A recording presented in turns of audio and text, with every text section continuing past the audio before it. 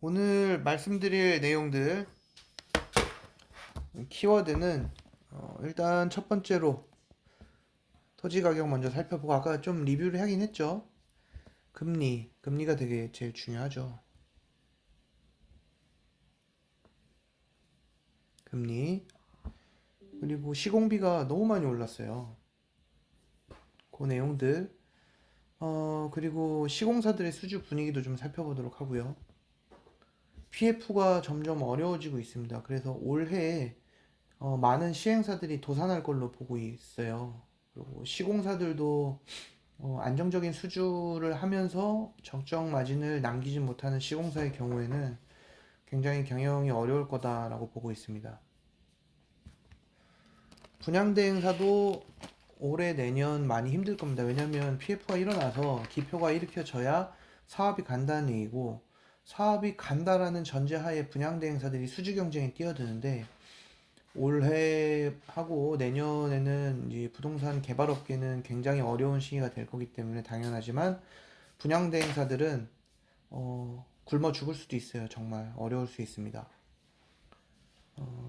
그리고 지산 얘기는 하고 부산 지식산업센터 저도 되게 귀추가 주목되는 지역이고 부산은 서울의 우리나라의 제2도시이기 때문에 여기 지식산업센터가 제가 확인한 것만 한 3, 4개월 전에 필지가 한 15개 정도 매각이 됐어요. 지식산업센터 개발용으로. 근데 그게 지금 공급을 못하고 있어요. 그 필지들이. 앞으로 어떻게 될 건지 잠깐 살펴보도록 하고요. 제가 톡방에 얘기는 자주 안 하는데 사람들이 향동 얘기를 엄청나게 하더라고요. 근데 아시는 분은 아시겠지만 저는 향동을 좋아해요. 저도 샀고. 그 향동에 대해서 뭐가 진짠지, 뭐가 가짠지, 뭐가 위험하고, 뭐가 안전한지 제 나름의 관점을 좀 풀어보도록 하겠습니다. 이렇게 내용을 진행하려고 합니다. 자, 첫 번째 토지 가격의 상승.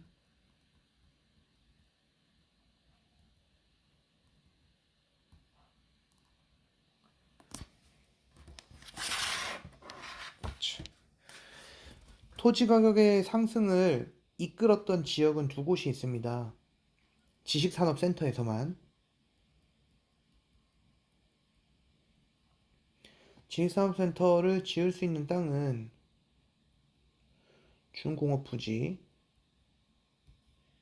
또 준주거지역, 그리고 상업지역 이렇게 있는데 여기는 잘 안 져요. 준주거 같은 경우에는 지금처럼 부동산이 폭등하기 전에 경기권에서는 시도를 했는데 뭐 준주거 가격이나 준공업 지역 부지나 경기권은 이렇게 폭등하기 전에는 가격 차이가 별로 안 났으니까 지었죠. 뭐 상업지역 같은 경우에는 그냥 상가 근생을 짓는 게 나으니까 굳이 지산을 짓지 않았었죠. 그런데 준공업 부지, 즉 공장을 지을 수 있는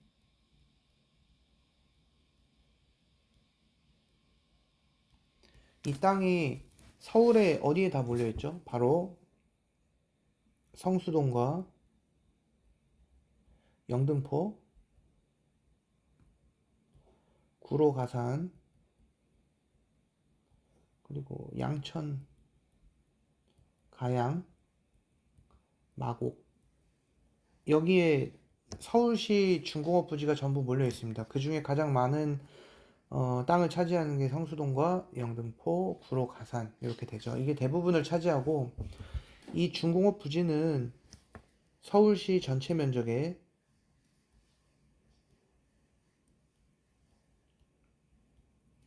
약 3.3% 밖에 안 됩니다.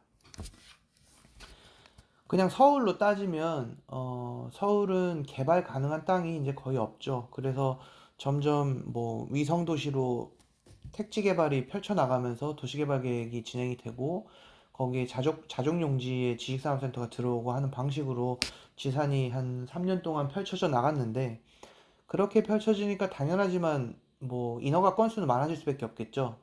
일부 사람들은 뭐 인허가 건수가 갑자기 급등했기 때문에 지식산업센터가 뭐 과공급이다 뭐 이런 얘기를 많이 하셨었는데 실질적으로 오피스 시장군 자체가 일반 오피스에서 지식산업센터로 이관되고 있는 중에 있습니다. 지금 현재도 뭐 쿠시먼 앤 웨이크필드라든지 제일렐이라든지 세빌스라고 하는 글로벌 부동산 기업에서도 분기에 한 번 혹은 반기에 한 번씩 오피스 시장 동향 보고서 같은 거를 내고 있는데, 그 안에는 뭐 이제 뭐 광화문, 뭐 명동, 을지로 뭐 이런 쪽에 있는 강남, 뭐 요런 데 태아른로 요런 쪽을 위주로 해서 오피스 시장 동향만 발표를 했었지, 지식산업센터를 오피스 군으로 합산을 해서 보고서가 나온 건 거의 없어요. 최근에 뭐 그나마 삼정, 뭐 KPMG 이런 데에서 나오는 보고서가 지식산업센터만 단독으로 해서 나오고 있기는 한데, 이 이야기를 드린 이유는 뭐냐면 단순히 지식산업센터 인허가 건수가 늘었다고 이게 과공급이네, 과공급이 아니네 얘기할 계제는 아니다라는 거죠. 왜냐면 지식산업센터는 공장이었는데, 예전으로 따지면 아파트형 공장이었는데,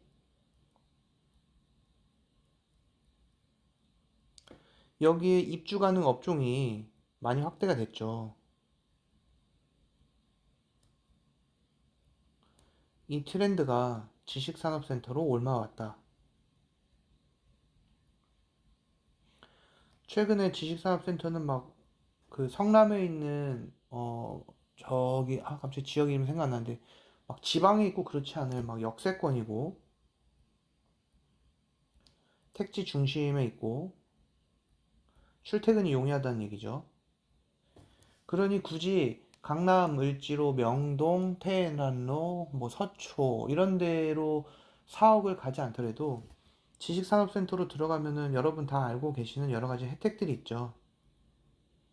실입주 기업에 대해서.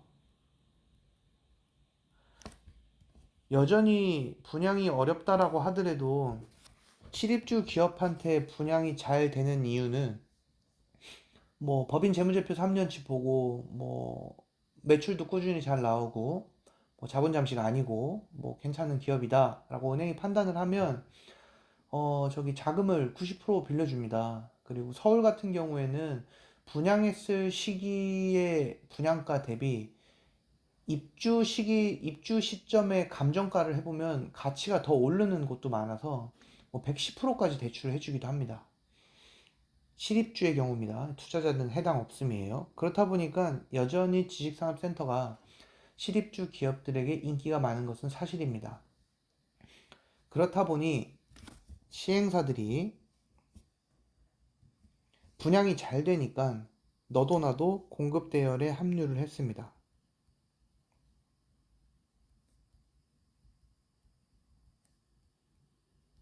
분양이 잘 되니까.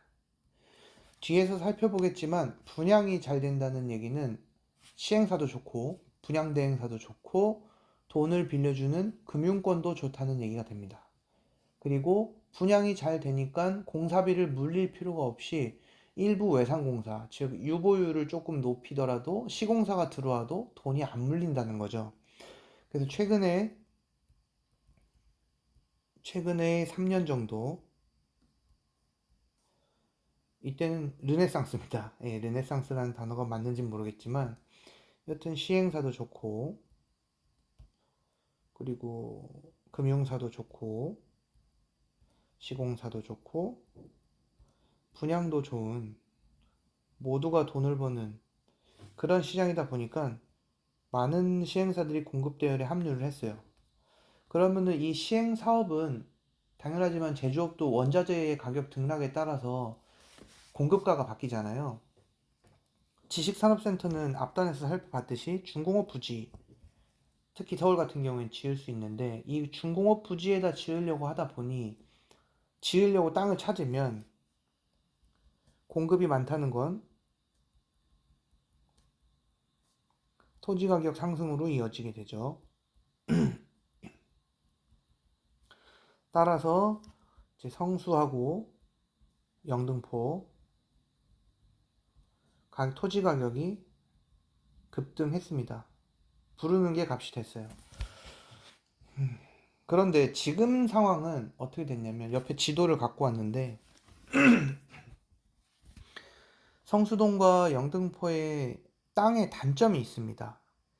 오래된 서울시 중공업 지역이다 보니까 조그만 필지들이 다닥다닥 붙어 있어요. 특히 영등포 같은 경우에는 철, 용접, 철 가공, 이런 게 많다 보니까 조그만 이제 철공소 이런 데가 많이 있어서 바닥 면적 기껏해야 30평 이 정도 되는 땅들이 수천 개로 분할이 돼 있고, 성수동 같은 경우에는 인쇄업, 자동차 공업소, 제지업 혹은 공방 이런 업종들이 이제 섞여 있다 보니까 성수동은 그나마 조금 굵직굵직 큰 필지들이 그나마 좀 있는 상황이었어요.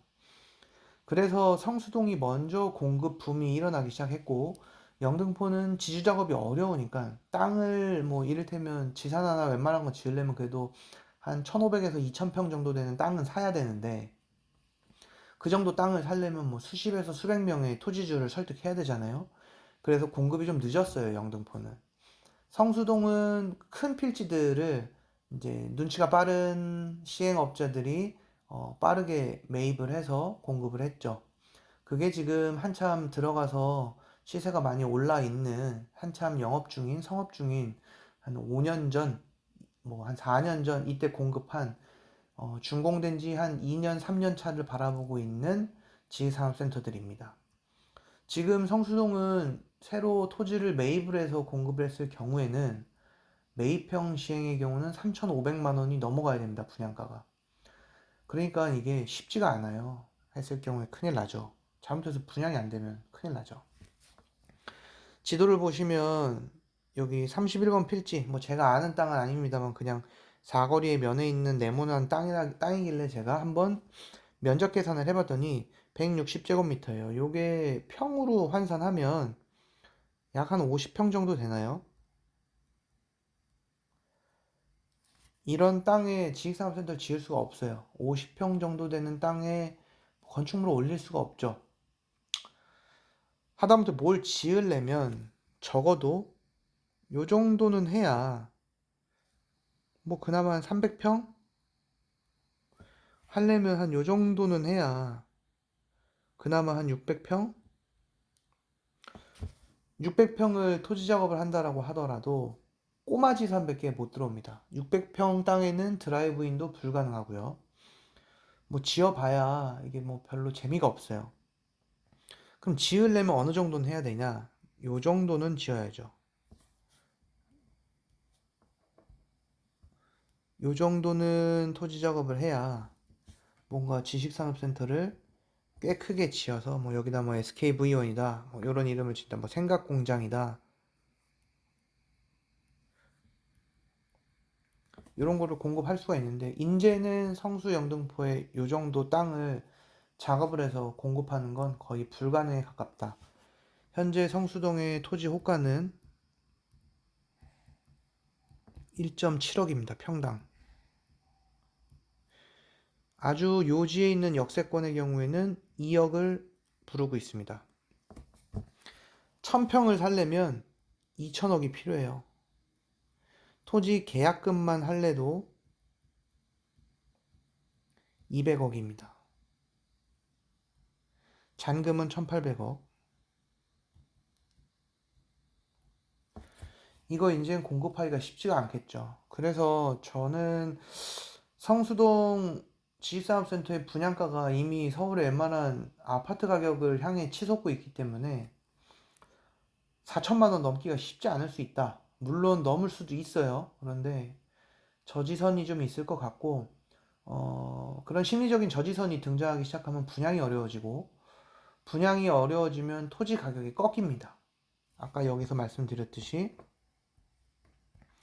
너도 나도 공급 대열에 합류하던 분위기가 조금 주춤해지게 되면 당연하지만 원자재인 토지를 사겠다라는 사람이 없어지게 되고, 그러면은 이게 콧대가 막 이만큼 높아진 토지주들이 팔고는 쉽잖아요. 거기에 앉아갖고 평생 3대, 4대 공방할 수도 없고 3대, 4대 조그만한 공장 할 수도 없는 노릇이라 팔긴 팔아야 되는데, 혼자는 개발할 수가 없는 사이즈의 땅이고 하면 당연히 호가를 낮추게 되는 상황이 올 거다라고는 생각을 해요.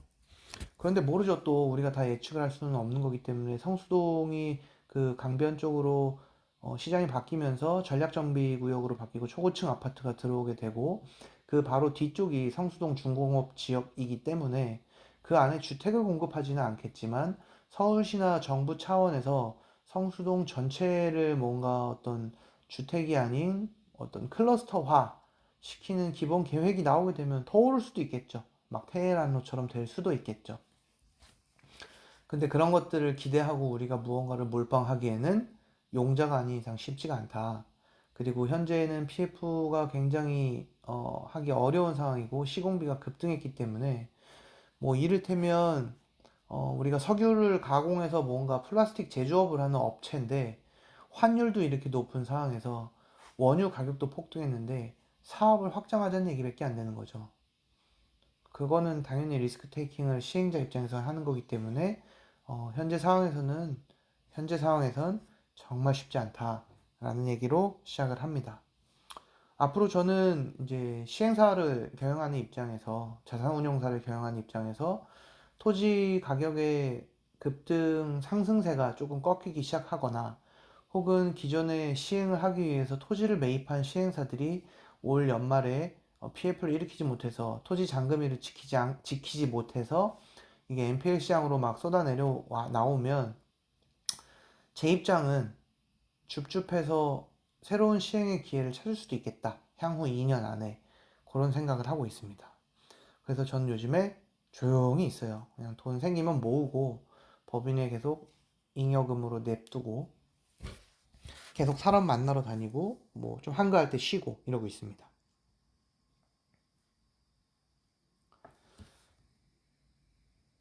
이게 페이퍼로 나갈 거기 때문에 좀 정리를 할게요. 얘기를 들으면서 PDF를 보면 이해가 되겠지만 괜히 텍스트만 보면 오해의 소지가 있어서 토지 가격은 상승세는 좀 잡힐 것이다.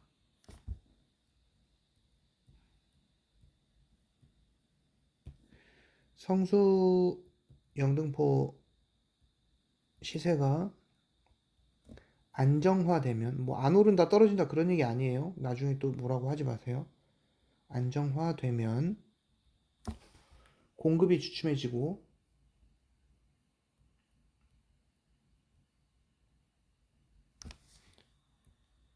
공급이 주춤해지면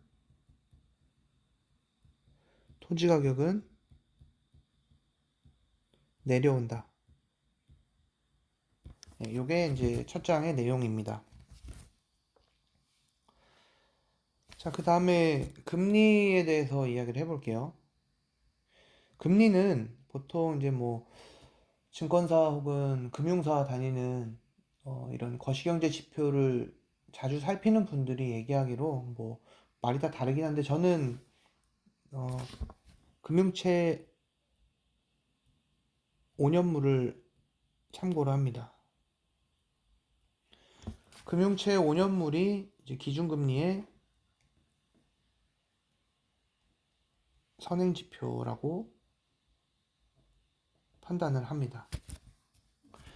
최근에 미국이 빅스텝을 단행을 했는데 사실 그렇게까지 많이 빠르게 높일 줄은 잘 몰랐죠. 왜냐면 우리가 지난 20년 저금리를 그러니까 금리가 내려오고 10년간 저금리 기조를 경험해 왔기 때문에 금리가 오른다는 건 상상을 하지를 못하는 거죠. 자, 생각해 볼까요? 지금 얘기를 듣고 계시는 분들이 70분인데 이 중에 부동산 투자를 10년 넘게, 20년 넘게 해보신 분은 없을 거라고 저는 생각을 해요. 2009년을 기점으로 해서 2022년까지 거의 제로 금리에 가깝게 왔는데 그러니까 부동산은 불패한다라는 얘기가 중론이 되죠. 우리 모두가 20년 넘게 부동산 투자를 했으면 IMF도 겪어보고 그때 뭐 그 이후에 뭐 어려운 시기도 생각해보고 그러면서 뭐 줍줍도 해보고 NPL도 해보고 이러다가 또 다시 저금리 기조에 와서 부동산 시장이 화랑이 되고 이런 일련의 사이클들을 다 경험해 보신 분들이라면 이런 금리 상황에 미리미리 선제적으로 좀 대처를 하고 뭐 포트폴리오를 변경시킨다든지 할 텐데 제가 가장 무서운 거는 이제 집단적으로 미쳐 있다라는 거죠. 최근에 한 3년 정도는 코인, 주식, 부동산 뭐든 안 사면 막 바보 취급했잖아요. 솔직히 저도 좀 신중하셔야 됩니다. 영끌 하지 마세요. 막 이런 얘기 많이 했어요. 금리는 앞으로 올라갈 수밖에 없습니다. 뭐 등등등등 얘기했는데 그때 제가 바보 얘기 많이 들었습니다. 너 같은 바보나 그런 얘기 하고 맨날 무주택자로 사는 거지 뭐 이런 얘기를 했는데 뭐 일견 타당한 이야기도 하지만 결국 일이 터지니까 그런 얘기 하시던 분들이 다 조용해졌어요. 뭐 코인에 다 몰빵해야 된다라고 하면서 코인으로 돈 벌어서 난 이제 경제적 자유 잃었어 하면서 나가셨던 분들 지금 다시 회사로 돌아오고 있고 부동산 연끌해서 신용대출까지 막 뭐 1억 5천 회사 보증까지 땡겨서 이렇게 하신 분들 물려버리면 어디 가서 할 말도 없어요. 근데 그거 해서 뭐 포트폴리오를 이관하거나 자금을 유동화시켜서 뭐 다른 데에다가 뭐 유동화시키기 좋은 자산에다가 해놓으신 분들은 지금 혼자 웃고 계시겠지만 부동산에 물려 있거나 혹은 코인에 물려 있거나 주식에 물려 있는 사람들은 유동화를 못 해요. 지금 현재 상황에서는. 그렇다 보니까 좀 소가리를 하고 계시는 것 같아요. 근데 당분간 기준금리는 이게 20년치를 보니까 6% 7% 올라갈 수도 있다라는 게 보이지 않으세요? 긴 사이클로 보면. 특히 지금 아파트 담보대출은 6%까지 올라갔습니다. 물론 이제 신용등급이 낮거나 어려운 분들의 경우에 6%, 뭐 나중에 저는 한 8%까지도 올라간다고 보지만 이렇게 되면 영끌한 사람들은 버틸 수가 없죠. 그리고 요거는 그냥 다들 잘 아는 얘기니까 뭐 아파트 담보대출이나 지식사업센터 담보대출, 잔금대출 이런 거는 다들 잘 아는 얘기고 몇 번 해보셨으니까 조금 패스하도록 하는데 중요한 건 뭐냐면 이제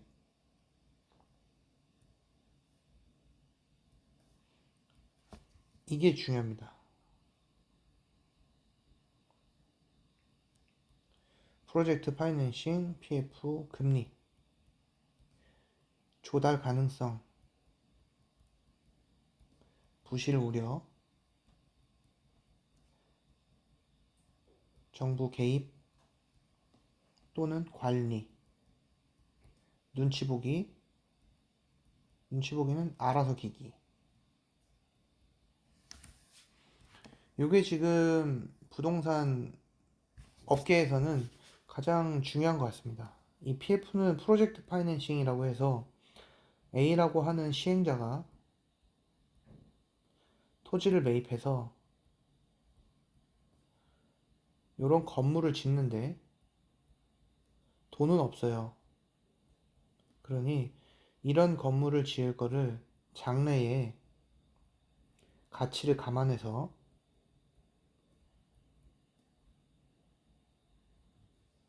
금융을 일으켜 달라 라고 돈을 꾸는 겁니다. 그러니까 A라는 시행자가 땅을 사서 건물을 지을 건데 이런 멋진 장래의 가치를 감안을 해서 돈을 좀 빌려줘라. 분양도 잘 될 거다. 모든 게 아름답다. 그러니 너는 돈을 빌려주면 너희들이 얘기하는 금리 가져갈 수가 있다. 너네 사람 한 사람 한 사람한테 신용대출 빌려주고 아파트 담보대출 막 100건씩 하고 하느니 차라리 PF 하는 게 낫지 않냐. 이게 지난 시장에서는 먹혔습니다. 은행이나 증권사, 각종 금융사 입장에서도 PF에 한번 몇백억씩 담갔다가 회수해서 빼는 게 훨씬 수익률이 높았기 때문에 부동산 공급이 화랑이었고 이때 코로나 시국이 겹치면서 막대한 유동성이 시장으로 투입이 됐고 그렇다 보니까 이제 이 유동성으로 뭐든 다 샀죠. 그러니까 수요가 또 충분했어요. 그 오버 수요라고 저는 봐요. 다들 아파트 막 두 채, 세 채씩 샀잖아요. 필요도 없는데. 그 얘기는 누구한테 팔아서 차익을 먹을 용도로 구매를 한 거고요. 그러니 분양이 뭐 저기 뭐 인구수 2만 명밖에 안 되는 경상도 어디 지역에도 아파트 지으면 다 팔리고 막 그랬어요. 참 무서운 시장이었죠. 근데 그 시장이 이제 꺼졌다라는 표현은 너무 좀 뭐랄까 과하고요. 옥석을 가리는 판으로 돌아섰다. 그리고 옥석을 가리다 보니 사람들이 보수적으로 변했다. 그리고 많은 사람들이 보수적으로 변하고 야 지금은 좀 살필 시기야 라는 얘기들을 하니까 어떻게 돼요? 분양이 안 되죠. 그게 전반적인 지금 우리나라 부동산 시장이 처해 있는 상황이라고 보입니다. 그런데 분양이 안 되면 어떻게 될까요? 그 분양이 안 되면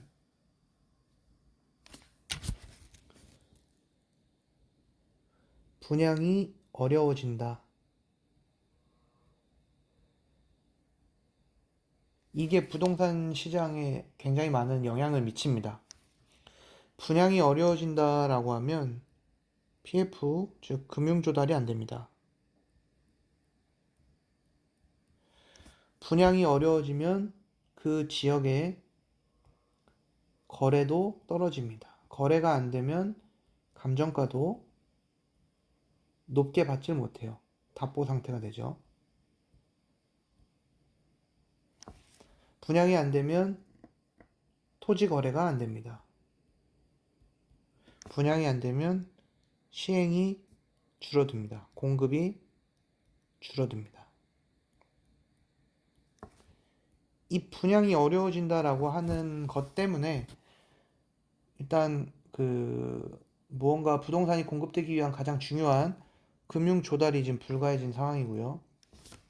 PF 업계를 보면 뭐 증권사 PF도 있고 뭐 은행 PF도 있고 세금고 뭐 상호 저축은행 뭐 등등등등 다양한 뭐 여전사라든지 여러 플레이어들이 있는데 이 사람들이 돈을 안 빌려주기 시작했습니다. 그냥 공공연하게 연말까지는 좀 놀자. 괜히 건들지 말자. 금감원에서 들쑤시는데 PF 부실나면 어떡할래? 이거 누가 책임질 거야? 이렇게 되면서 지금 인원을 감축하고 있고 뭐 큰 증권사나 이런 데에는 팀을 막 대폭 삭감하고 있어요. 지방으로 내려보내고 뭐 벽면 수행 시키고 나가라는 얘기죠. 덩어리를 줄이기 시작했습니다. 금융사들이. 시행업자들은 이제 다 땅을 안 사기 시작했어요. 땅 사면은 땅을 사는 순간 토지 매매 계약을 하면 즉시 뭐가 생기죠? 잔금일이 생깁니다. 잔금, 토지 매매 계약은 10%면 하지만 잔금일은 90%의 잔금을 내야 되는데 이거를 옛날에 시행 환경이 참 좋을 때에는 이제 PI라든지 브릿지 론을 조달해서 PF가 본 PF가 일어나기 전에 잠시 쓰는 이제 급전도 통용이 됐는데 이제는 이 급전이 안 돼요. 땅 샀는데 잔금을 치르지 못하면 그냥 계약 파기하고 배액 배상하고 시행사 손 드는 상황이 됐습니다. 그리고 거래 건수가 확 줄다 보니까 신규 분양도 안 되고 그러면은 이제 시행사들이 많이 써먹었던 방식인데 땅을 예를 들어 100억짜리를 샀어요. 근데 이거를 사서 감정을 받아서 뭐 130억으로 감정가를 들어 올려요. 그러면은 이 땅이 100억짜리가 자기 자본이 뭐 사이즈가 시행사업이 1000억이었으면 1000억 사업이었을 때는 이게 10%였는데 이건 13%가 되죠. 그래서 이걸 갖다가 PF로 가져가면 자기 자본 비율이 올라갔으니까 양호하네. 자기 자본 비율이 높은 사업장이야. 얘네들은 자기 자본이 많네 해서 PF도 잘 일으키고 뭐 세금고 새마을금고 PF 같은 경우에는 20% 자기 자본도 안 되는 경우에 뭐 70억짜리를 사서 100억으로 감정가를 들어 올려서 뭐 이런 식으로 작업 대출 같은 것도 많이 했었단 말이죠. 근데 이거를 지금 금감원에서 이런 방식으로 들어 올리기 부실 PF 그리고 뭐 심사할 때 뭐 제대로 했는지 이거 다 들여다보겠다라고 해서 이쪽 시장이 확 죽었어요. PF도 죽었고. 감정평가사들도 이거 자기 목숨 걸고 하는 건데 그럴 이유가 있나요? 안 하죠. 감정가 들어올리기도 안 해주고. 그럼 당연히 토지 거래가 안 되게 되고.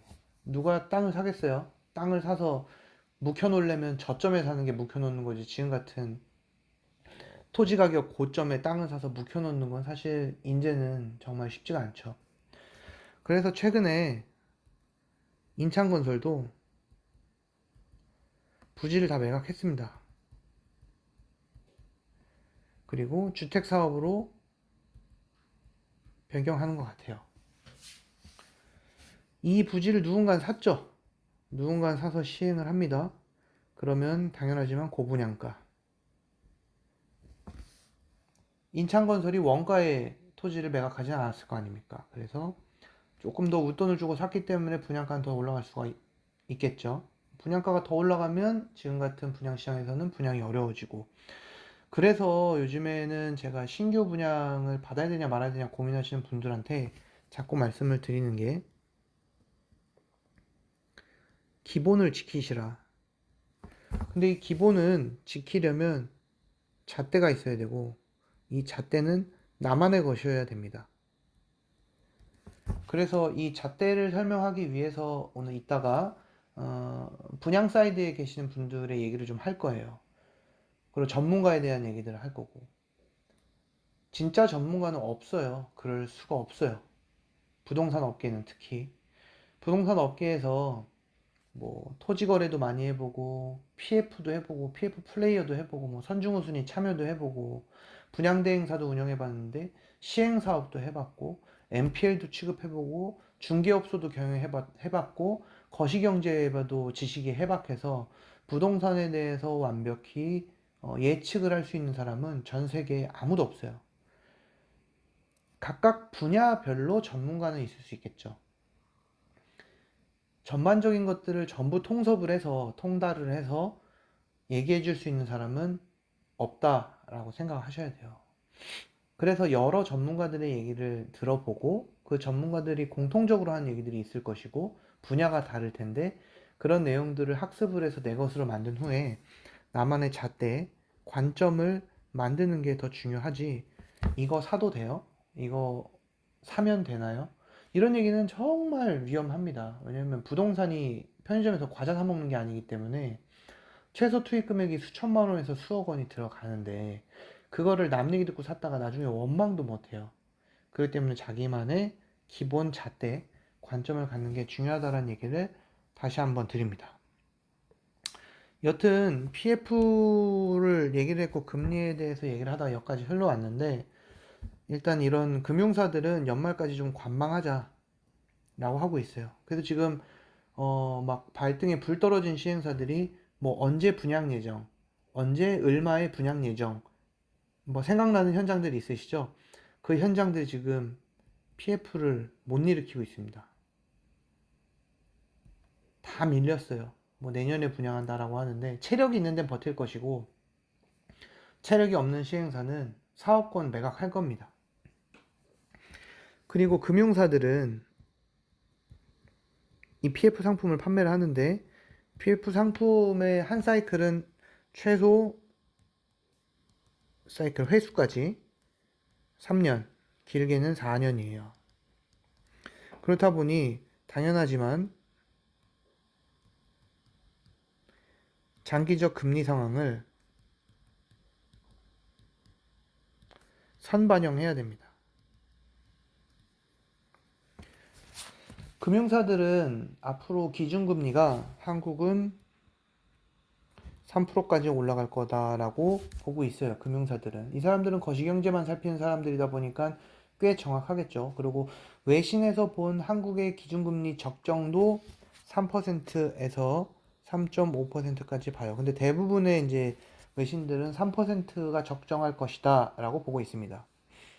기준금리가 현재 3%가 아닌데 3%까지 올라갈 것이다 라고 판단을 하고 PF를 일으키는 금융사 입장에서는 PF를 일으킬 때 이제 조달 금리가 있고 취급 수수료라는 게 있는데, 요거를 작년부터 높여 받기 시작했어요. 그러니까 이 돈을 빌려주고 나서 회수를 하는데 드는 시간이 3년에서 4년이다 보니까 이거를 현재 기점의 기준 금리 상황을 대입을 해서 빌려주면 3년, 4년으로 가면 갈수록 자본을 회수할 시점이 되면 될수록 손해죠. 기회비용의 박탈이고.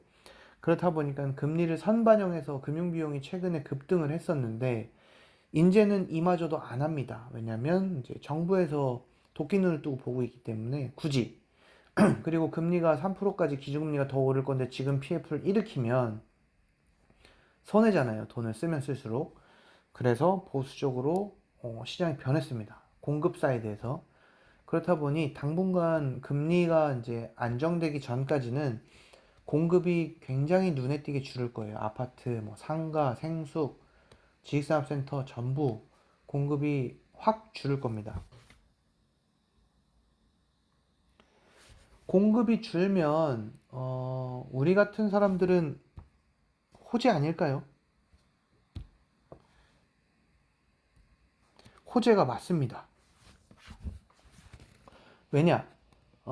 지식산업센터만 볼게요.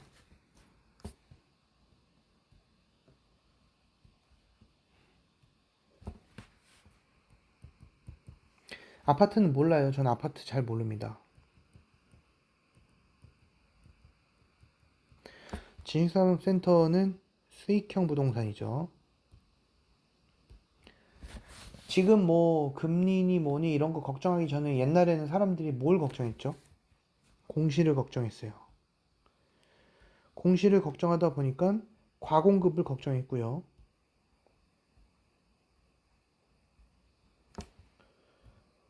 그런데 지금 이 공급이 중단되면 이 중단 기점이 향동 이후에 중단됐죠, 공급이. 그럼 지금 한, 1년 정도? 1년 정도 공급이 위축됐어요. 앞으로 최소 1년은 공급이 위축될 겁니다.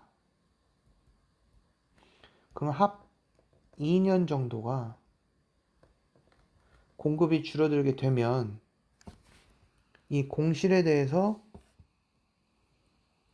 어려움이 다소 해소될 거다라고 저는 보고 있어요. 왜냐면 신규 분양이 계속 천지에 널려 있을 때에는 실입주 법인들이 분양이 제일 싸니까, 그리고 이제 당장 이전을 고민하는 게 아니라 2년 후에 이전하잖아요. 뭐 3년 후에 이전. 분양가로 받아서 나중에 뭐 잔금 대출 받아서 들어가지. 이런 방식으로 분양을 받던 실입주자들이 분양받을 게 없어지면 오히려 기존에 공급되어 있는 분양권 상태의 것들에 눈을 돌릴 수가 있고, 준공이 됐는데 막 다 공실이에요. 그러면 다 공실이면 어떻게 돼요? 임대료가 저렴해지죠. 그리고 매가도 프리미엄 거품 붙었던 게 쭉 떨어지죠. 그래서 저는 지금 이 전매 시장이나 매매 시장에 나오는 것들을 공급이 줄어드는 이 시기에 실입주자들이 어느 정도 상계해 주지 않을까라고 생각을 합니다. 물론 요게 중요해요. 이렇게 꼭 얘기를 해야 돼요. 안 그러면은 뭐 나중에 제가 욕먹기 때문에. 물론 관리를 누가 해주냐.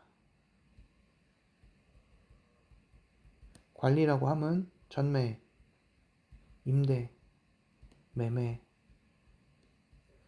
이거를 책임감 있게. 근데 사실 분양 이후에는 해줄 게 없어요. 원칙으로 따지면. 도의적이라는 게 있잖아요. 사람이 분양을 했으면 끝까지 책임을 지고 해야 되는 게 도의적인 책임이 있는 건데, 그걸 끝까지 해주는 사람이 잘 없어요. 분양 사이드가 그래서 좀 문제가 있는 거였고요. 이런 걸 계속 해주게 되면 이렇게 공급이 중단되는, 위축되는 시기에 나오는 수요들을 이 관리해주는 사람들이 잡아줄 수 있겠죠.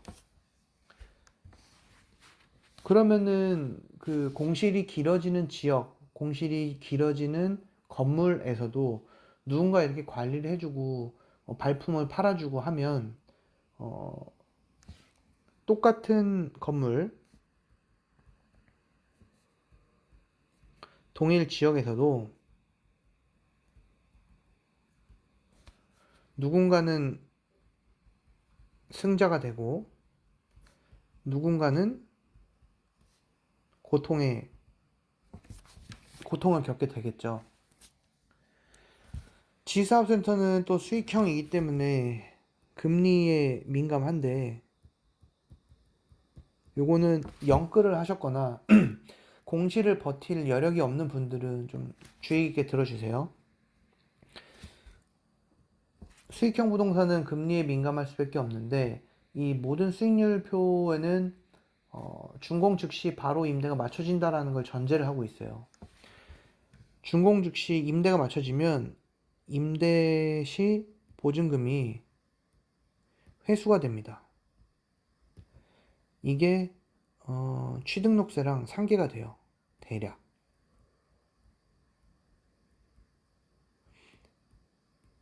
그런데 공실기간이 길어진다. 그러면은 이자도 내야 되는데 취등록세도 내야 되고 이자 부담에 취등록세 내고 또 공실이 많아서 인테리어도 해야 된다. 요 돈은 대출로 해결이 안 돼요. 그러니 지금 영끌을 해서 여유가 없이 공실 부담을 할 수 없는 상태로 여러 개를 사신 분들은 어떻게든 판매를 하시는 게 좋습니다. 오히려 프리미엄이 붙어 있는 현장들을 원금을 회수한다라는 마음으로 조금 낮은 프리미엄으로 유동화를 시키시고 그 돈으로 원래 그 수익률 보고 들어갔던 기타 현장들을 버틴다라는 마음으로 가져가시면 버틸 수 있어요. 근데 근로소득자인데 영끌했고 이자까지 감당해야 되고 앞으로 어떻게 될지 모르겠다라고 하시면 답이 없죠. 사업해서 할 수 있는 것도 아니고 갑자기 뭐 어디서 돈을 빌려올 수 있는 것도 아니고 근로소득자이면서 영끌하신 분들은 진짜 주의하시면 좋겠습니다. 이 얘기는 제가 뭐 작년부터 계속 했었는데 별로 안 들어주시더라고요. 자, 그리고 전매 매물이 많이 등장하고 있죠. 이게 좀 심각한 문제예요. 뭐 시장 전체가 심각하다라기보다는 이게 분양 시장에서 이게 다 조장을 한 겁니다. 이게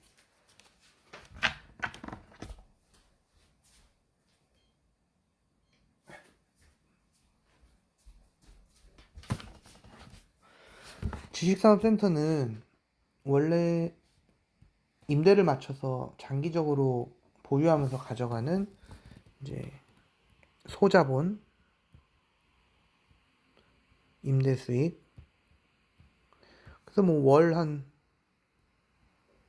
40만 원, 100만 원 이렇게 세팅을 하면 이게 연봉으로 치면 벌써 500에서 1200만 원이죠.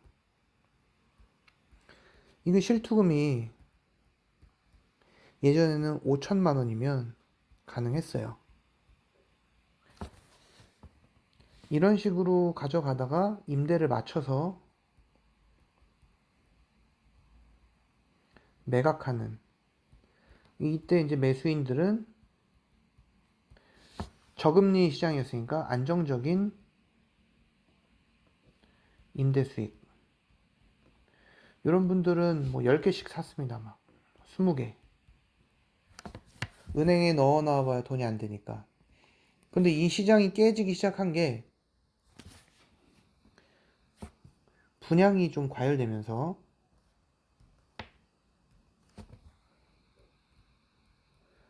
분양 시장이 과열되면서 물건을 쥐고 있는 자가 갑이 되었어요. 이 물건 공급자는 시행사와 분양대행사입니다. 이 시행사랑 분양대행사는 분양을 해서 수익을 얻어가는 구조의 시행업과 분양대행업을 하는데 뒤에서 분양대행사의 구조에 대해서 다시 설명을 드리겠지만 물건을 쥐고 있으니 여러 개 살 사람을 찾는 거예요. 또는 여러 개 분양할 수 있는 사람.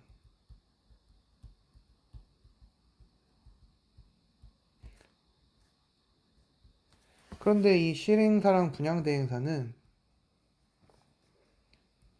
그거는 신경 안 씁니다. 분양 이후는 난 몰라. 시행사랑 분양대행사는. 그렇다 보니 분양만 잘 되면 되는 상황이 됐고, 이때 들어온 게 단타 투자자. 단타 투자자는 이제 전매로 바로 이제 초피 부착하고 파는 사람들이죠. 이 사람들을 누가 데리고 왔냐면 유튜버. 이 사람들이 데려왔어요. 전문가. 강의하는 사람. 그래서 뭐 100명, 200명. 이것도 경쟁이 심해지니까 법인에 이제 대여금 넣어서 온갖 불법을 다 저질렀죠.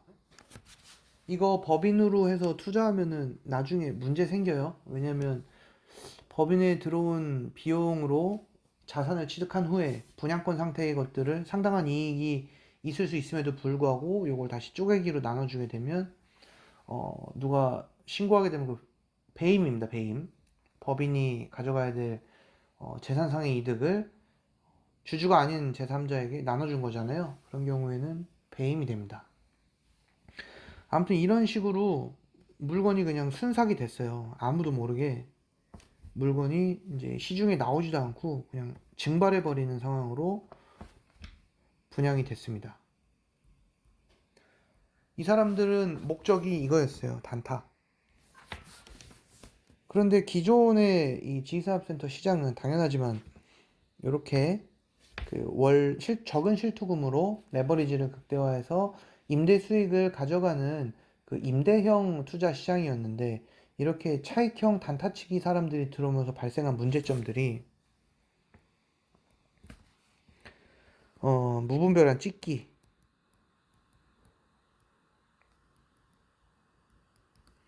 전매. 이렇게 되면 어떤 문제냐? 실수요자들이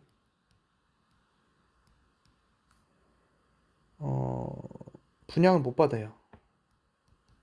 실수요자들이 내 200평 필요하다라고 하면은 프리미엄을 내야 돼요. 그러니까 시장이 교란이 됐죠. 그리고 이렇게 막 10개, 20개씩 막 사서 던지려고 했던 사람들이 지금 분위기 안 좋아지니까 어떻게 해요? 막 던지죠, 물량을. 그래서 현재 상황은 물건 던지기 하는 사람들이 시세를 교란하고 있습니다. 그럼 어떻게 돼요? 대부분의 사람들이 겁이 나면 추가로 던집니다. 그러면 다시 시장이 뭐라 해야 되죠? 침체된다. 지금 현재 이런 상황으로 저는 보이고 있어요. 요거를 이제 지식산업센터 우리 저기 지구팔에서 제가 말은 많이 안 하지만 매물들을 쭉 보거든요. 그러면은 막 던지게 하는 사람이 있고 던졌는데 프리미엄이 너무 적당해서 바로 사라지는 물건이 있고 계속 나오는 물건이 있고 등등등등이 있더라고요. 지금 던지게 하는 사람들 때문에 분위기가 계속 안 좋아지는 것 같아요. 이런 시장 분위기는 앞으로도 당분간은 계속 가지 않을까 싶고요. 적어도 이제 금리가 뭐 좀 답보 상태로 되는 떨어지기는 뭐 쉽진 않겠지만 쭉 오르다가 어느 정도에서 정리가 되는 시기가 연말이나 내년 연초가 될 텐데 그때쯤 되면 이제 공급 사이드나 금융 사이드 PF 쪽이라든지 이쪽이 어느 정도 갈피가 잡히게 되고 그 다음부터 이게 시세가 더 오를 거냐 아니면 그대로 갈 거냐 거품이 빠지면서 떨어질 거냐 그때 가서 상황을 봐야 조금 더 정확히 알 수 있지 않을까 싶은 생각이 듭니다. 아무튼 지금 분양 사이드에서는 어떤 일이 벌어지고 있냐면 물건이 없잖아요. 이게 분양하시는 분들은 제가 비방하는 건 아니지만 업이 분양업이기 때문에 분양을 해야만. 아이고, 아이고, 아이고. 큰일 났다. 잠시만요.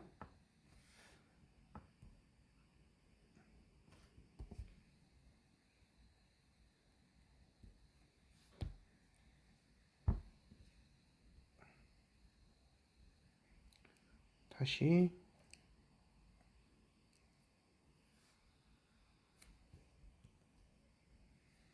죄송합니다.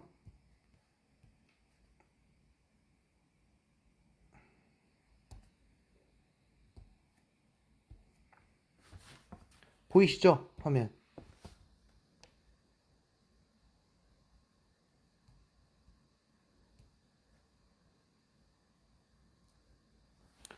자, 화면 나오나요? 아, 네, 다행입니다. 죄송해요. 꺼버리기를 눌렀네요. 분양 사이트에서는 분양을 해야만 본인이 수익이 생기는 구조이기 때문에 보통 이제 분양하시는 분들이 어느 현장에 들어가게 되면 본인 현장 외에 나머지 현장들은 다 안 좋다고 얘기를 해요. 그리고 지금 같은 상황에서는 신규 분양 물건이 없다 보니까 자기가 어떤 현장에 들어갔을 때 분양 물건 받기도 어려운데 분양 물건을 받았을 때 이미 고객들이 지난 2, 3년 불장해서 돈을 다 썼단 말이죠. 추가로 뭔가를 매수할 수 있는 여력이 없어요. 그러니까 이제 전매를 유도를 하는 거예요. 지금 시장 안 좋으니까 이거 빨리 무피로 팔아라. 뭐 마피로 떨어라. 그러면 이제 돈이 좀 생기죠. 아니면 뭐 피를 더 받을 수 있는 좀 욕심 덜 부리고 지금 빨리 빼라. 대신 이걸 사라. 이렇게 하는 경우가 있어요. 그래서 이제 좀 뭐 아직까지는 팔기 아까운 물건도 가끔 나오기도 하고 등등이 있고요. 중개 사이드는 요즘에 공인중개사 분들 많이 힘들어요. 그러니까 작년에는 분양 대행사 사람들이 많이 힘들었는데 분양 영업사원들이 올해는 이제 중개가 힘듭니다. 왜냐하면 전매도 어렵고 준공된 건물들 임대도 생각보다 잘 안 차고 하니까 결국에는 이게 나한테 뭔가를 얘기해 주는 사람이 왜 저런 얘기를 해줄까를 거꾸로 생각해 보세요. 그리고 저도 지금 얘기하고 있지만 딜런이 나한테 이거를 왜 강의를 하고 있을까? 이런 거를 거꾸로 한번 생각해 보세요. 사실 저는 의도는 없습니다. 저는 분양도 안 하기 때문에. 그냥 코너스톤의 수장으로서 코너스톤을 통해서 분양받으신 분들이 조금 더 정보를 많이 취득하면 좋겠다 라고 하는 의도 외에는 없어요. 저한테 분양 받으신 분들은 제가 다 따로 챙기고 있고 하니까. 아무튼 분양이든 중개든 시행사든 나한테 이러저러한 얘기들을 해주는 사람의 근본은 뭘까를 생각을 해보면 좀 머리가 갑자기 개어지는 그런 느낌이 좀 드실 수 있습니다.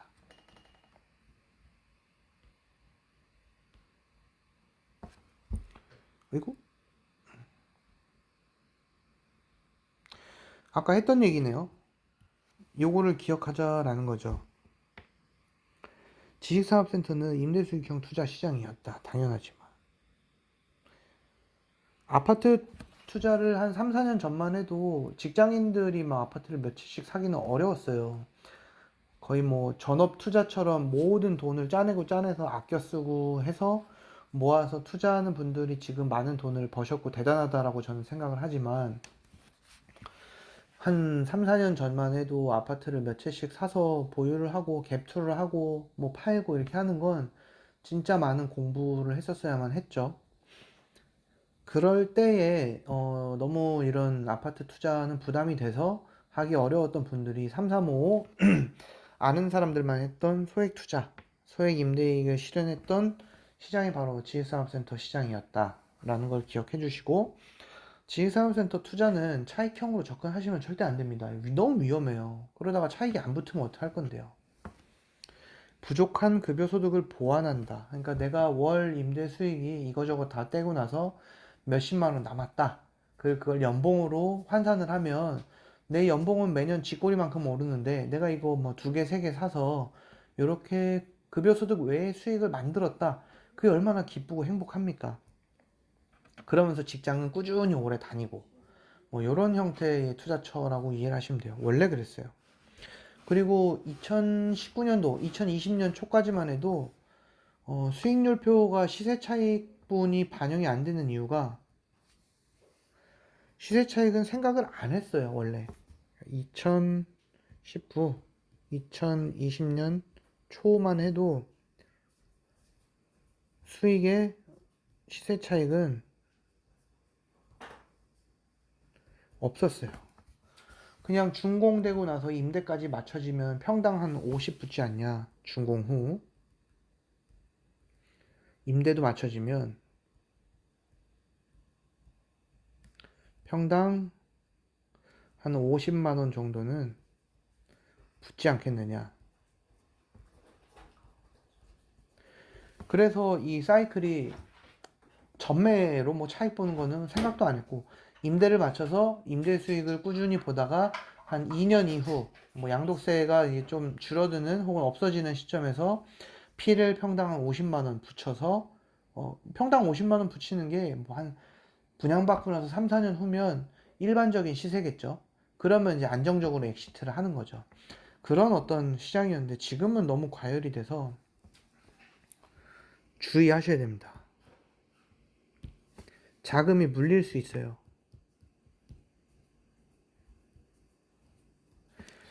그런데 차라리 아파트에 물리면 괜찮아요. 묵히면 되니까. 아파트는 물리면 묵히면 되는데 지식산업센터는 물리면 답이 없어요.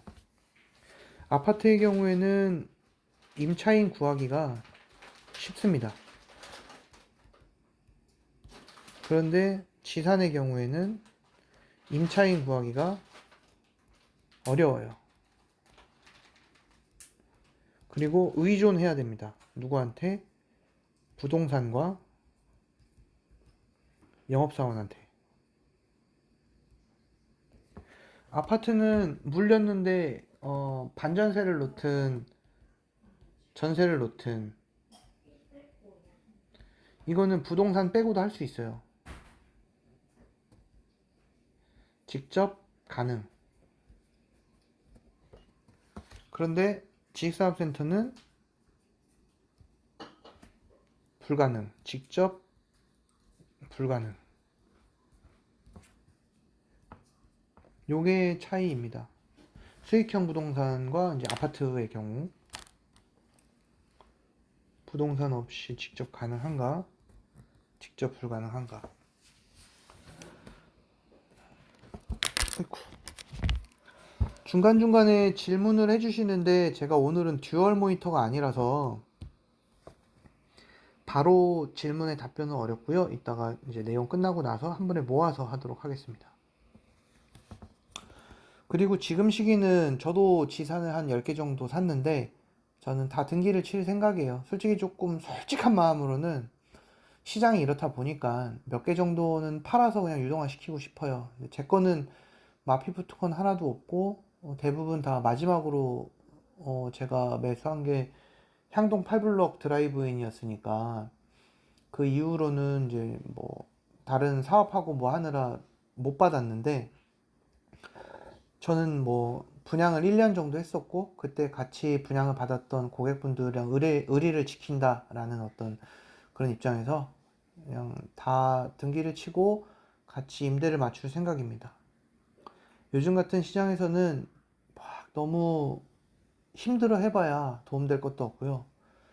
너무 뭐 잘됐다, 뭐 잘 될 일도 많진 않지만 막 그래봐야 뭐 좋을 것도 없고 정중동하고 좀 지켜봐야 되는 시장인 것 같아요. 너무 힘들다 힘들다 할 필요도 없고 너무 좋다 좋다 할 필요도 없고 지켜보고 단 하나 이제 너무 영끌하신 직장인분들 사업하시거나 캐시플로우가 조금 추가로 있는 분들은 공실이나 이자를 감당할 여력이 되시니까 괜찮은데 영끌해서 진짜 뭐라도 사야 될 것 같아 이래서 꼭지에 잡으신 분들은 어, 조금 손해 보더라도 빨리 유동화 시키는 게 좀 좋을 수 있습니다. 아니면 뭐 많이 안 샀어요. 뭐 한두 개 샀어요. 직장인인데. 그럼 너무 걱정하지 말고 그냥 가져가서 등기치고 한 뭐 3개월에서 6개월 정도 공실 감안하지 뭐 라고 해서 그 정도 플랜으로 가시면 결국에는 자산 가치는 오르기 때문에 특히 지금 같은 시즌 앞으로 1년 정도는 공급이 중단될 거기 때문에 그 어려운 시기만 잘 정중동하고 버티시면 뭐 나중에 우는 일은 없을 수 있다. 그런데 이제 너무 많이 사신 분들, 직장인이다. 이런 분들은 좀 포트폴리오를 정리할 필요가 있습니다.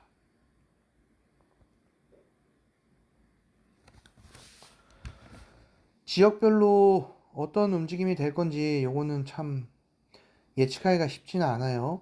근데 맨 앞단에서 토지 가격이 이제 꼭지를 찍고 당분간은 더 오르기가 어려울 걸로 저는 보기 때문에 일단은 좀 관망세다 전반적으로. 그리고 PF도 어렵고 신규 부동산 공급이 점점 어려워지는 상황이기 때문에 좀 지켜봐야 된다. 그러는 와중에 제가 좀 집중해서 보는 지역들이 요런 데입니다. 다들 기다리고 있는 현장, 메이커, 조화, 대장주야 라고 하는 현장들인데 자꾸 공급을 미루고 있어요.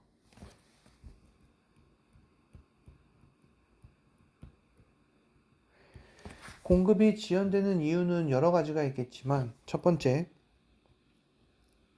PF, 금융 조달이 안 되고 있습니다. 금융 조달이 지연되면서 이제 뭐 금융사에서 요구하는 게 엑시트 LTV를 낮춰달라. 자기 자본을 높여라. 분양가를 낮춰라. 분양성을 증명해라. 청약을 받아와라. 등등 요구사항이 붙는 거예요. 엑시델 PD LTV라고 하는 건 뭐냐면 금융사가 이제 돈을 PF를 일으켰을 때 우리 회사 금융사가 엑시타는 비율, 그러니까 너네 분양 몇 프로 되면 우리가 엑시트할 수 있어. 예를 들어 엑시트 LTV를 60%로 맞춰달라라고 하면 전체 분양률이 60%만 돼도 원금이 회수가 될 수 있다라는 거죠. 그럼 금융사 입장에서는 미분양이 남든 말든 우리 원금만 회수하면 돼 라는 입장으로 돌아서고 있다라는 거고, 엑시델TV를 낮추는 게 사실 되게 쉽지가 않습니다. 예전 같은 PF 상황과 지금을 비교했을 때는 자기 자본을 높여라 라는 거는 이제 저축은행 같은 경우에는 전체 총사업비 대비 20%의 자기 자본이 투입이 돼야 이제 나머지 80%를 대출을 일으켜 갖고 시행 사업이 가게 하는데, 이게 10% 자기 자본만으로도 대출을 해줬던 데가 이제 새마을금고예요. 새마을금고가 요즘에 납작 엎드렸죠. PF 부실 우려 가능성이 있고 금융당국에서 예의주시하고 있는 금융사이기 때문에 새마을금고 PF가 지금 PF를 거의 중단하다시피 했습니다. 그러면은 이 새마을금고 PF만 바라보고 시행사업을 일으켰던 수많은 시행자들은 땅은 샀는데 새마을금고 PF가 막히면서 자기 자본을 20% 이상으로 높여야만 하는 PF 구조로 다시 수립을 하다 보니 자기 자본을 어디서 끌어 당겨 와야 되는 상황이 됐어요. 그래서 이제 PF를 못하고 있고 시행을 못하고 있고 공급을 못하고 있는 상황이 됐습니다. 또 분양가가 어쩔 수 없이 뭐 시공사 시공비용이 폭등하고 금융비용도 올라가서 그 올라간 만큼을 똑같이 반영을 해서 분양가를 높여야 시행 마진이 그대로 유지가 되는 상황이 됐는데, 분양가를 높이면 당연하지만 분양이 어렵잖아요. 특히나 지식산업센터 같은 경우에 수익형 부동산이기 때문에 금융사나 혹은 신탁사들이 바보도 아니고 갑자기 뭐 성수동 평당 1억에 분양할래 이러면 야 평당 1억에 분양하면 완판도 되고 서울이니까 무조건 완판되고 야 우리는 뭐 되게 떼돈을 벌겠구나, 전혀 그렇게 판단 안 하죠. 적정 분양가가 있는데 너네 그거보다 또 아래로 좀 낮춰줘. 그 지역에서 그 가격이 분양이 먹히겠니? 분양 안 되면 우리 돈이 묶이는데 그거 어떻게 할 거야? 뭐 이런 식의 스탠스로 바뀐다는 거죠. 이게 지방사업장 같은 경우에 이런 얘기가 나오게 되면 이중고를 겪고 있습니다. 그나마 서울이나 경기 핵심지 같은 경우에는 시공사들은 시공비용이 제주도가 아닌 이상 거의 비슷해요. 거의 비슷하기 때문에 지방사업장 같은 경우에는 서울 경기랑 단순 비교했을 때 공사비는 똑같은데 분양가는 더 낮춰야만 하는 이중고에 시달리게 되죠. 그리고 분양성을 뭐 시행사가 막 주장을 합니다. 분양대행사랑 같이 보고서를 만들어 와서 사업 타당성 보고서가 이러이러하고 이 지역에는 현재 이런 분양가로 분양을 해도 잘 될 거예요 라고 하면서 막 꼬시죠. 금융사를 꼬셔서. 그러니까 돈 좀 빌려주세요 라고 하면 이제 금융사들이 학습을 했어요. 아파트 같은 경우에는 신탁사나 대주단들이 도사인데 지식산업센터 같은 경우는 최근에 한 3, 4년 전만 하더라도 취급하는 데만 취급을 했지. 아유, 뭐하러 그 지식산업센터 PF를 해. 아파트 PF에도 충분히 먹고 사는데. 이런 분위기였기 때문에 지식산업센터 잘 몰랐어요. 그래서 막 분양된다라고 막 사타보고서 들어오고 실제 분양해보니 막 전국이 막 분양이 잘 되고 막 이러니까 막 너도 나도 PF를 묻지 마시고 했었는데 이제는 학습이 됐습니다. 그래서 신탁사에서 막 현장 실사 나가봐요. 뭐야 얘네 사기 분양이야 뭐야 말도 안 되는 소리하고 앉아있네. 이게 분양이 된다고? 시장 분위기는 냉담하던데. 이렇게 되면 부결을 냅니다. 그래서 이제 신탁이나 대주에서도 분양성을 면밀하게 보기 시작했으므로 작년, 재작년, 재재작년에 이런 불장 분위기를 편승을 해서 이제 속일 수가 없는 거죠. 그렇다 보니 이제 공급이 지연이 되고 있습니다. 요게 다산, 오산, 군포 등등 뭐 연면적 3만 평, 5만 평, 막 이런 현장들이 대기를 하고 있는데 이런 현장들이 물론 시립주 법인 위주로 분양을 하게 될 겁니다. 왜일까요?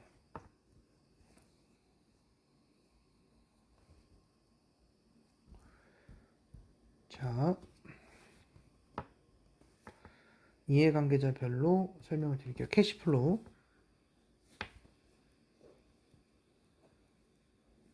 캐시플로우가 있는데 시행사는 금융사한테 돈을 빌리고 PF를 받고 시공사와 신탁사는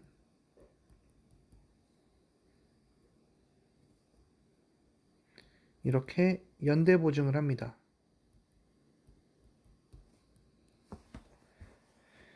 연대 보증을 하면서 신탁사는 신탁을 수주하고 시공사는 공사를 수주합니다. 그런데 분양이 안 되면 책임을 지는 사람은 시공사, 신탁사, 그리고 피해를 보는 사람은 금융사, 시공사. 시공사가 피해보는 이유는 공사를 대금을 마지막에 받아가거든요. 유보율이라는 게 있어요. 5%, 10% 이렇게 공사 전체 대금에 유보금이 있는데 유보금을 못 받거나 지원할 수가 있겠죠. 그럼 피해를 보는 거고. 그러니까 이제 책임지는 사람들이 분양이 안 되면 안 되는 거죠.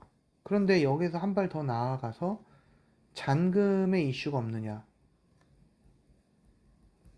분양이 다 되어도 잔금이 잘 들어오느냐.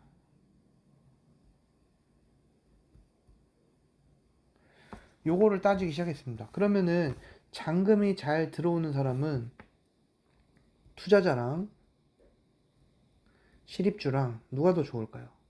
당연히 실입주가 더 좋죠. 실입주는 분양도 여러 칸을 한 번에 받죠. 그러니까 다면적 분할도 가능하고 앞단에서 실입주 위주로 법인 재무제표까지 체크를 해서 이 사람은 정말 들어오려고 하는 의지가 강하네. 그럼 무조건 잔금을 치고 잔금 수입을 우리한테 주겠지. 그러면 이제 책임지는 사람들이 안심을 하게 되죠. 그럼 책임지는 사람들이 시행사한테 막 뭐라고 하면 시행사는 누구를 쪼죠? 분양대행사를 괴롭힙니다. 완판해라. 실입주로.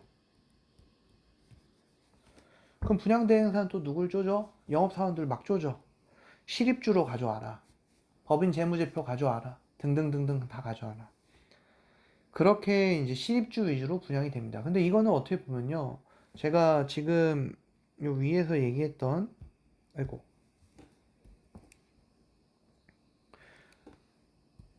요 현장들을 유의 있게 보는 이유가 여기에서 법인 실입주 위주로 완판이 되면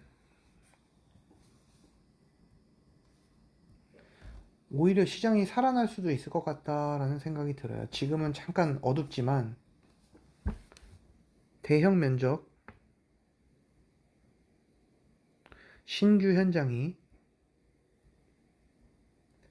실입주 위주로 분양이 되면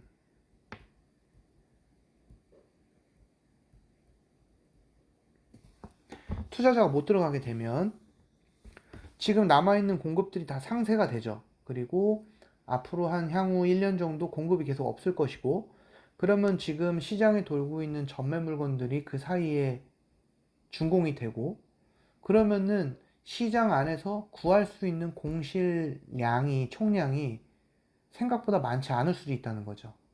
그래서 앞단에서 제가 이제 다 등기를 치고 정중동 하겠다라고 한 이유가 이런 논리에서, 여튼 임차는 발품 팔고 돌아다니면 결국엔 맞출 수 있어요.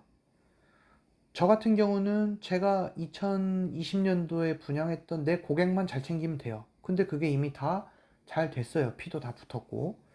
그 물량만 책임지면 되니까 나도 다 등기를 치고 가지. 그런데 경쟁해야 될 물건들이 점점 줄어든다. 공급도 줄어들고 새로 공급되는 물량들도 투자자 진입이 점점 줄어들고 실입주 위주로 분양이 된다. 라고 하면 생각보다 시중에 떠도는 공실 물량이 많지 않을 수도 있겠네. 전체적으로 보면. 이런 생각들을 하는 거죠. 근데 뭐 제가 이걸 갖고 통계를 찾아보고 연구를 한 건 아닙니다. 그냥 뇌피셜이에요. 그렇게 되지 않을까. 그래, 조금 마음 편하게 먹고 가자. 뭐, 이거 지산 물려서 망하진 않겠지. 뭐 이런 입장인 거죠. 아무튼 정리하면 지금 대기하고 있는 현장들이 실입주 위주로 분양하는 거는 자명한 사실이고, 그게 만약에 성공한다. 미분양 나지 않고 결국에는 완판을 친다. 라고 하면 저는 시장에는 굉장히 긍정적인 시그널이라고 봅니다. 그리고 이 지금 대기하고 있는 현장들의 분양가가 이미 후덜덜해요. 뭐 군포도 1,700만 원 이렇게 하고 있는데, 군포에서 1,700 하면 안양 ISBC 타워가 실거래가가 1,000만 원 무조건 넘어가겠죠. 이런 거 보면 저는 막 기분이 좋은 거죠. 그래서 응원하고 있습니다. 잘 되리라고.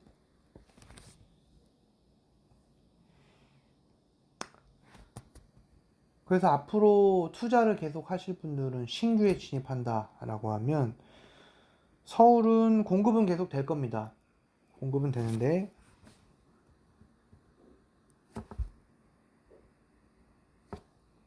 서울의 경우에는 토지 매입형은 이제 힘들어요.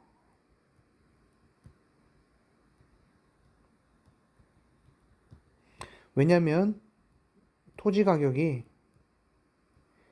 수지가 안 나옵니다. 평당 뭐 2억에 사면 이게 사업 수지가 나오겠어요? 안 나오죠. 두 번째는 금융비용. 토지 매입형일 경우에는 토지 브릿지, 본 PF, 미분양 담보대출 등등이 들어가는데, 중도금도 있죠. 중도금은 시행사가 되니까.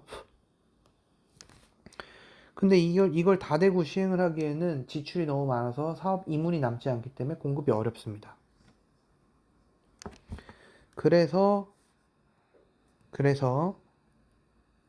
토지주 직접 시행으로 바뀔 겁니다. 근데 토지주가 뭐 나이도 연로하시고 시행 잘 모르겠고 난 귀찮은 거 싫어, 난 돈만 갖고 싶어 라고 하면 여기 플러스로 지주 공동사업이 붙겠습니다.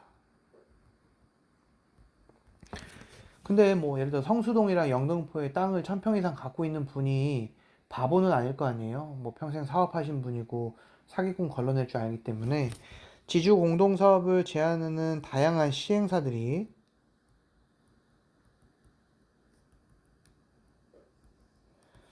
대부분 사기꾼일 경우가 많아요. 자기들은 자기 자본 하나도 안 되면서 사업해줄게요. 대신 사업 시행이익은 반땡합시다. 뭐 말도 안 되는 소리를 하는 거죠. 그래서 공급이 점차 둔화될 거다. 그나마 공급되는 건 토지주 직접 시행이나 이제 에코티를 꽂고 들어오는 지주공동사업 형태로 공급은 될 것이다. 여전히 분양성은 양호할 것이다 라고 봅니다. 그래서 성수동 영등포 같은 경우에는 현재 시세 3,500만 원이 고점이라고 보고, 물론 더 뚫고 올라갈 수도 있겠지만 신규 분양이 쉽지 않다라는 걸 감안을 하면 뭐 분양가보다 아래로 떨어지진 않겠지만 지금 이미 너무 높아요. 그래서 실입주 아니면 분양 받는 걸 추천하지는 않습니다. 경기도 같은 경우에는 공급이 어려워질 겁니다. 근데 이거는 토지 가격의 상승보다는 시공비, 지금 현재 지식산업센터 평당 공사비가 500만 원입니다. 호가 550도 나옵니다.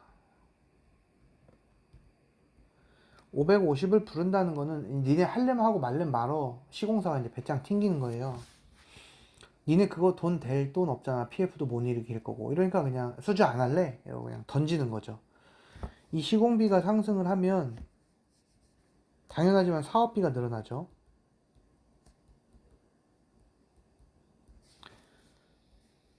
필수 사업비에 이제 시공비, 금융비,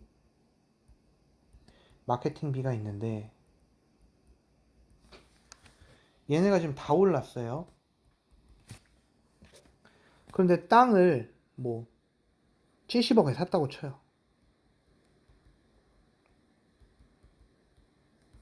그런데 이 사업비가 막 1,000억이에요.